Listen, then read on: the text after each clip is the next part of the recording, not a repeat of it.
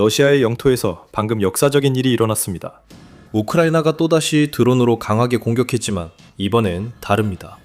겉으로 보기에는 우크라이나가 러시아에서 여러 번 성공시킨 장거리 공격 중 또 하나처럼 보입니다. 하지만 그게 바로 요점입니다. 수많은 공격 중 하나라는 것이죠. 우리는 우크라이나 전쟁의 분기점을 보고 있습니다. 힘의 균형이 우크라이나 쪽으로 넘어갔습니다. 우크라이나는 기세를 완전히 잡았고 러시아를 무너뜨릴 완벽한 전략을 갖췄기 때문입니다.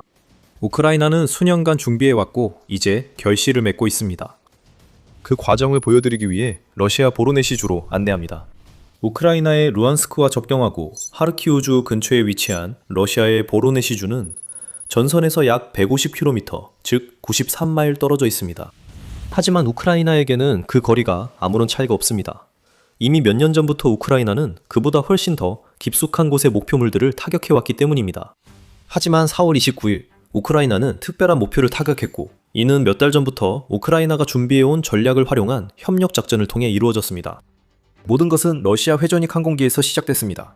그 헬리콥터는 세 대의 다른 헬리콥터와 함께 보로네시 비행장에서 연료를 보급하고 비행 전 점검을 마친 뒤 우크라이나 영토로 출격을 기다리고 있었습니다.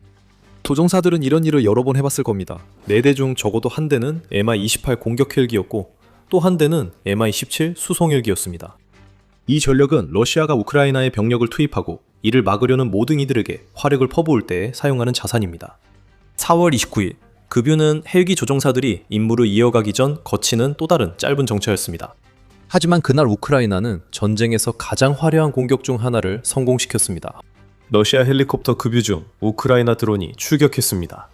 1인칭 시점 카메라를 장착한 드론들이 90마일 넘게 날아 보로네시에 도착해 주차된 헬리콥터를 정확히 조준했습니다. 러시아는 이에 아무 대처도 못했습니다. 안전지대가 뚫린 것입니다. 방공망은 제대로 작동하지 않았거나 아예 없었고 우크라이나의 드론들은 하나씩 거리를 좁혀가며 직접 타격을 성공시켰습니다. 공격의 영상 증거는 이미 우크라이나 무인 시스템 부대의 지휘관 로베르트 브로브디가 기쁜 마음으로 공유했습니다. 타격은 주 프로펠러 블레이드를 피해서 엔진 구획의 중앙 후방 부분에 가해졌습니다. 이 공격의 결과 드론에 맞아 헬리콥터 정비 전문가 최소 1명이 사망했다고 브로브디가 텔레그램 게시글을 통해 발표했습니다. 공개된 영상은 우크라이나 드론의 높은 정확도를 보여줍니다. 러시아에게 이번 공격의 대가는 막대했습니다. 잃은 것은 기술자만이 아니며 그것만으로도 큰 타격입니다. 러시아는 수만 명의 사람들을 지원 역할로 훈련시키는 대신 전선에 보내 죽게 하면서 군대에서 어떤 전문성을 가진 인력조차 빠르게 고갈되고 있습니다. 하지만 러시아가 가장 뼈아프게 느낄 손실은 헬리콥터입니다. 우크라이나가 미-8 헬리콥터도 앞선 다른 헬기들과 함께 파괴했다는 추측이 나왔습니다. 이 헬리콥터는 병력 수송과 지상부대 화력 지원이 모두 가능한 다목적 기체입니다. 이 헬리콥터가 격추되었다는 것은 러시아가 약 600만 달러에 달하는 손실을 입었고 이는 아마 그 10분의 1도 안 되는 비용에 우크라이나 드론에 의해 발생한 것입니다. 같은 장거리 FPV 드론에 격추된 미-8 헬기는 러시아가 만드는데 3배 더 많은 비용이 들었습니다. 1,800만 달러에 600만 달러를 더하면 우크라이나로선 하루에 2,400만 달러어치 전과를 올린 셈입니다. 사실 그보다 더 많죠. 에어크래프트 24에 따르면 우크라이나가 격추한 Mi-17 헬리콥터의 비용은 3,200만 달러입니다. 이 금액이 러시아 제작비인지 수출가인지는 불확실합니다. 러시아가 자국용 헬리콥터를 절반 비용에 제작했다 해도 우크라이나가 날린 제재로 또 하나의 값비싼 장비가 파괴됐습니다. 솔직히 러시아는 이제 이런 손실에 익숙해져야 합니다. 러시아의 헬리콥터들은 우크라이나를 상대로 좋은 성과를 내지 못했습니다. 러시아 헬리콥터는 우크라이나 파르티잔에 의해 지상에서 파괴된 적이 있습니다. 2025년 8월 트베르주 훈련센터에서 Mi-28N이 파괴된 사례가 있습니다. 9월에는 우크라이나 드론이 비행 중인 Mi-8 헬리콥터를 격추한 사례도 있습니다. 이런 공격은 매우 드물어 러시아는 전혀 예상하지 못했을 것입니다. 푸틴이 침공을 시작한 후 러시아는 우크라이나 재무부 발표에 따르면 헬리콥터 352대를 잃었습니다. 하지만 이번에는 다릅니다. 여기서 우크라이나에게 유리하게 상황이 바뀌고 있습니다. 전환점에 도달했습니다. 그 이야기에 들어가기 전에 우크라이나가 이번에 가장 최근의 공격을 성공시킬 수 있었던 엄청난 수준의 형력에 주목할 필요가 있습니다. 이것은 우크라이나 부대의 단일, 일회성 공격이 아니었습니다. 이것은 계획이 필요했습니다. 먼저 우크라이나 정보기관의 개입이 필요했습니다. 무인기를 단순히 100마일 떨어진 비행장에 띄우고 우연히 목표를 찾길 바랄 수는 없습니다. 우크라이나 드론 부대는 러시아 급유 헬리콥터의 동향을 정확히 파악하고 최적의 순간에 무기를 투입해 공격했습니다. 헬리콥터가 급유 중 지상에 멈춰 있으면 드론을 막을 방법이 없습니다. 우크라이나는 이미 할 일을 잘 알고 있었습니다. 작전 개시 적기가 오자 우크라이나는 조금도 어중간하게 하지 않았습니다.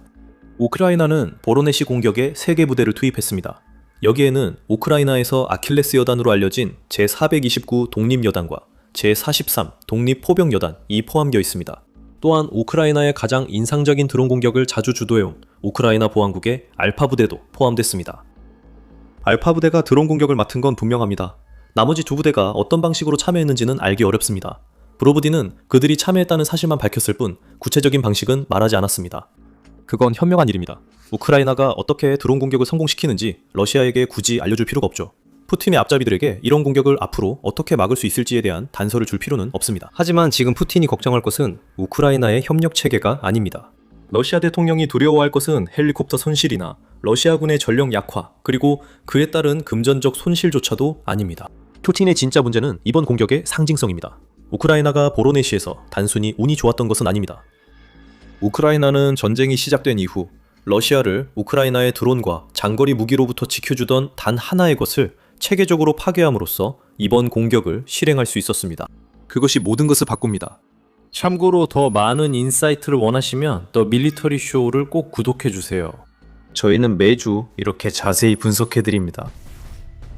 우크라이나가 4월 29일에 해낸 일과 지금 러시아를 상대로 하고 있는 많은 일들은 러시아의 방공망을 약화시키는 데 집중한 지속적인 작전 덕분에 가능했습니다. 이제 이 작전이 효과를 거두었다는 증거들이 나타나기 시작하고 있습니다. 러시아는 원하는 만큼 하늘을 효과적으로 방어하지 못했습니다. 모든 것을 다 보호하는 것은 단순히 불가능합니다. 러시아는 세계에서 가장 큰 나라로 총 면적이 1700만 평방킬로미터, 약 650만 평방마일에 달합니다. 러시아가 방공망만 계속 구축한다 해도 모든 영토를 보호할 수는 없습니다. 여기에 점령지인 우크라이나에 대규모 방공 시스템을 보내서 후방 공격을 막아야 한다는 사실까지 더하면 결국 불가피한 결과가 나옵니다. 러시아 방공 시스템은 이미 한계에 달했습니다. 우크라이나로 인해 문제가 심화되어 러시아는 이제 주요 목표조차 방공 시스템이 부족해 지키기 어렵습니다. 보로네시 공격은 우크라이나가 러시아와 점령지에서 벌이는 여러 공격 중 하나입니다.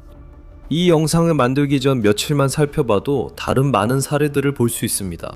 5월 1일, 우크라이나의 드론이 전선에서 1700km, 즉 약 1050마일 이상 떨어진 공군기지를 타격했다는 소식이 전해졌습니다. 첼랴빈스크에 있는 샤골 공군기지는 드론 공격을 받아 러시아의 초현대식 SU-57 전투기 2대와 SU-34 1대, 그리고 아직 확인되지 않은 또 다른 항공기가 타격을 입었습니다. 이번 공격은 우크라이나가 감행한 가장 깊숙한 타격 중 하나였으며 러시아는 최고의 전투기 몇 대와 약 2억 5천만 달러에 달하는 손실을 입었습니다. 같은 날 르몽드는 우크라이나의 드론이 우크라이나에서 약 1500km, 즉 약 930마일 떨어진 페르메 대형 정유소에도 도달했다고 보도했습니다. 이번 공격은 러시아가 원유와 정제유 제품으로 이익을 얻지 못하도록 하려는 우크라이나의 또 다른 작전의 일환입니다. 이는 푸틴의 전쟁기계 약화를 목표로 합니다. 그리고 이는 러시아가 돈을 들여 만든 자산과 이를 더 만들 수 있게 해주는 자금줄에 동시에 공격할 때 발생합니다. 5월 3일로 넘어가면 레닌그라드 주의 주지사인 알렉산드르 드로주덴코가 우크라이나가 러시아의 발트해 프리모르스크 석유 터미널을 또다시 드론으로 공격했다고 보고했습니다. 러시아는 알자지라에 따르면 하루 최대 100만 배럴을 처리할 수 있는 수출 터미널을 겨냥한 드론 60대를 격추했다고 주장합니다. 우크라이나는 시설 외에도 군함, 순찰정, 그림자 유조선도 타격했다고 밝혔습니다. 프리모르스크와 투합사는 4월 대부분과 5월 들어서도 우크라이나의 반복 공격을 받고 있습니다. 5월 1일, 우크라이나의 드론이 러시아 크라스노다르 지방에 위치한 투합사 정유소를 공격했으며 이번이 약 한 달 사이 4번째 공격입니다. 그런 반복은 일어나지 말아야 합니다. 러시아가 석유 시설을 제대로 지키지 못해도 우크라이나의 한 번의 성공적인 공격이면 푸틴이 더 많은 방공망을 보낼 충분한 압박이 될 것입니다. 하지만 그런 일은 일어나지 않고 있습니다. 우크라이나는 자국 드론이 러시아 깊숙이 침투해 전국을 타격할 수 있도록 안전한 항로를 구축 중입니다. 하지만 푸틴의 더 큰 문제는 이런 통로들이 공격 후에도 여전히 열려 있다는 점입니다. 이 통로들은 우크라이나가 반복적으로 사용할 수 있게 열려 있습니다. 그리고 우크라이나의 드론이 이전에 공격했던 프리모르스크와 투합사 같은 곳에 도달했을 때 러시아가 드론을 막기 위한 새로운 방공 시스템을 설치하지 않았다는 것을 알게 됩니다. 우리가 언급한 우크라이나 드론 공격은 모두 단 3일 만에 발생했다는 점을 기억하세요. 보론네시에서 러시아 헬리콥터를 겨냥한 공격이 직전에 발생했습니다. 여기서 우리가 보고 있는 것은 러시아의 약점이 분명하게 드러나고 있다는 신호이며 이것이 우크라이나가 전쟁에서 엄청난 우위를 점할 수 있게 해주고 있습니다. 수년 동안 푸틴은 러시아의 가장 소중한 자산 대부분을 지킬 수 있었습니다. 주로 우크라이나가 이들을 강하게 공격할 수 있는 장거리 능력이 없었기 때문입니다. 전쟁 초반에는 분산된 방공망만으로도 충분했습니다. 2025년에 우크라이나는 러시아 정유시설을 대상으로 한 공격에서 볼 수 있듯이 몇 달에 걸쳐 같은 정유시설을 여러 번 타격하면서 공격을 강화하기 시작했습니다. 2025년 말까지 우크라이나는 러시아의 석유 인프라를 140회 이상 타격했는데 이는 2024년에 비해 50% 이상 증가한 수치였습니다. 하지만 이 모든 것의 핵심은 우크라이나가 러시아의 방공망을 공격한 데 있습니다. 이미 한계에 다다른 그 방공망은 이제 고갈되었습니다. 러시아의 방공망에는 이제 빈틈이 생겼습니다. 빈틈은 늘 있었지만 이제는 더 오래 열려 있거나 아예 메워지지 않는 경우도 있습니다. 이것은 푸틴의 태만이 아니라 불가피한 일입니다. 이제 러시아는 여유분의 방공망이 없기 때문에 블라디미르 푸틴은 무엇을 지킬지 선택해야만 하는 상황에 몰리고 있습니다. 우크라이나는 이런 상황을 만들려고 몇 달간 방공망을 압박해왔습니다. 키우 인디펜던트에 따르면 우크라이나는 2025년 6월부터 2026년 3월까지 러시아 본토와 점령진의 러시아 방공망을 상대로 492회 공격을 감행했습니다. 이 수치는 같은 기간 우크라이나에 검증된 장, 중거리 공격의 거의 3분의 1에 해당합니다. 러시아 방공망의 체계적인 파괴가 이번 작전의 핵심이었고 우크라이나는 장거리전의 분수령에 도달했다고 해서 멈춘 것이 아닙니다. 그게 바로 분수령의 의미입니다. 모든 것이 변하기 직전의 결정적인 순간이며 우크라이나는 이제 그 변화를 강제로 이끌어내는 데 집중하고 있습니다. 5월 1일 우크라이나 국방부는 4월 한 달 동안 중거리 타격으로 러시아 방공 및 레이더 시스템 25기가 파괴됐다고 발표했습니다. 거의 하루에 한 대씩 파괴된 셈이며 푸틴이 점령지 유지를 원한다면 우크라이나 내 다른 지역이나 러시아 내 방공 시스템으로 모두 대체해야 할 것입니다. 러시아도 비축물자 문제로 어려움을 겪고 있습니다. 우크라이나군 최고사령관 올렉산드르 시르스키는 4월 말 러시아가 우크라이나 드론을 막을 충분한 방공 미사일이 없다고 밝혔습니다. 악화가 파괴로 이어지고 있습니다. 또한 러시아는 이른 방공 시스템과 레이더를 빠르게 새로 만들어 대체할 수도 없습니다. 그랬다면 러시아가 이런 상황에 놓이지 않았을 겁니다. 물론 우크라이나가 러시아의 방공망 약화를 장거리와 중거리 드론 공격으로 제대로 활용하지 않았다면 이 모든 것은 아무 의미가 없었을 겁니다. 하지만 우크라이나는 이를 제대로 활용했습니다. 우크라이나는 러시아 방공망을 무너뜨리는 것과 함께 러시아 내부의 고가치 목표물을 타격할 수 있는 더 좋고 강력한 무기를 끊임없이 개발하려는 집요한 노력 덕분에 가능한 지속적인 공격을 이어가고 있습니다. FP9는 그런 무기들 중 하나입니다. 파이어포인트에서 제작한 FP9는 모스크바까지 타격할 수 있는 탄도미사일로 러시아의 이스칸데르 탄도미사일보다 더 큽니다. 우크라이나가 이런 무기를 만들 거라 예상하지 않았습니다. 푸틴은 우크라이나가 빨리 무너질 줄 알았지만 이제 우크라이나는 FP9도 준비 중입니다. 그리고 우크라이나는 이미 그 미사일로 러시아 내 원하는 목표를 완전히 파괴할 기반을 마련했습니다. 1년간 방어망 제거는 볼링핀을 세우는 것과 같았습니다. 이제 FP9과 우크라이나 장거리 드론이 그 핀을 쓰러뜨릴 것입니다. 장거리 무기 품질이 향상되고 우크라이나는 대량 생산을 하고 있습니다. 4월 30일 ABC 뉴스는 러시아가 우크라이나에 미사일과 드론을 발사해 자체 기록을 경신했다고 보도했습니다. 우크라이나 공군에 따르면 러시아의 발사체 6,804기가 우크라이나 영토에 진입했으며 이는 3월에 세운 러시아의 이전 기록인 6,600기를 경신한 것입니다. 우리가 우크라이나의 수량에 대해 이야기하면서 왜 러시아의 월별 드론과 미사일 숫자를 말씀드리는지 궁금하실 수 있습니다. 그에 대한 간단한 답이 있습니다. 러시아가 최근 2달 모두 3월 우크라이나 기록을 넘지 못했습니다. 러시아가 스스로를 드러냈습니다. 러시아 국방부는 우크라이나가 러시아로 7,347대의 드론을 발사했다고 밝혔습니다. 이는 양국 모두에서 보고된 월간 총합 중 가장 높은 수치이며 하루 평균 237기의 드론이 발사된 셈입니다. 우크라이나는 전쟁의 핵심 분야 중 하나에서 러시아를 앞질렀고 이는 수개월 동안 드론을 막을 수 있는 러시아의 방공망을 무력화시키기 위해 노력해왔기 때문에 지금 이런 결과를 내고 있습니다. 이제 러시아의 방공망이 너무 분산되고 붕괴되어 우크라이나가 거의 마음대로 공격할 수 있게 되자 우크라이나는 곧 FP9과 같은 탄도미사일까지 동반한 사상 최대 규모의 드론 군단을 러시아로 보내는데 주저하지 않고 있습니다. 4월에 우크라이나가 장거리 드론 수에서 러시아를 다시 이겼는지 저희도 모릅니다. 러시아 국방부는 우크라이나의 공격에 대해 갑자기 매우 조용해졌습니다. 그건 놀랄 일이 아닙니다. 국방부는 3월에 정보를 많이 공개했고 우크라이나가 장거리전에서 자신들을 이긴다고 말하고 싶지 않은 겁니다. 굳이 그렇게 말할 필요도 없습니다. 그 증거는 모두가 볼 수 있습니다. 브로네시 헬리콥터 파괴, 투압사와 프리모르스크의 석유 화재, 우크라이나에서 900마일 떨어진 러시아 공군기지 전투기 파손이 그 증거입니다. 러시아는 이제 점령지든 자국 영토든 가장 소중한 자산들을 더 이상 지킬 수 없습니다. 이제 우크라이나가 해야 할 일은 계속해서 압박을 가하는 것뿐입니다. 우크라이나가 방공 시스템을 격추할수록 러시아는 더 약해집니다. 이것은 현재 진행 중인 수많은 타격이 누적돼 방어망이 죽어가는 과정입니다. 이 일이 일어나는 이유는 러시아 방공 시스템이 우크라이나 최신 드론을 막지 못함이 증명됐기 때문입니다. 우크라이나가 하는 것은 새로운 것이 아니라 고전적 방공망 제압 전략입니다.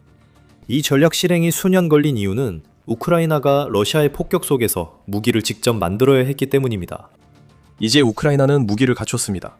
이제 우크라이나는 허가나 러시아 목표물 거리 걱정 없이 대응할 수 있습니다. 우크라이나가 타격하려는 것은 결국 반드시 제거하게 되며 그래서 힘의 균형이 바뀐 것입니다. 러시아의 방공망은 계속해서 무너질 것입니다. 우크라이나 드론 분집이 더 커지고 탄도미사일이 실전 투입되면 이와 같은 공격이 더 자주 발생할 것입니다. 푸틴은 이런 일이 일어날 줄 전혀 몰랐습니다. 그리고 이제 그는 이를 막을 방법을 찾지 못하고 있습니다. 러시아의 상처에 소금이 듬뿍 뿌려진 셈입니다. 우크라이나가 장거리 타격 능력이 그 어느 때보다 강해지면서 러시아의 핵심 무기 중 하나를 사실상 무용지물로 만들 방법도 찾았습니다. 활공 폭탄들이 무력화되고 우크라이나 안에서 쓸모없는 고철로 전락하고 있습니다. 또 다른 큰 변화가 일어나고 있습니다. 더 많은 정보는 영상을 통해 확인하세요. 우크라이나 전쟁 최신 소식은 더 미리터리 쇼 구독으로 받아보실 수 있습니다. 시청해주셔서 감사합니다.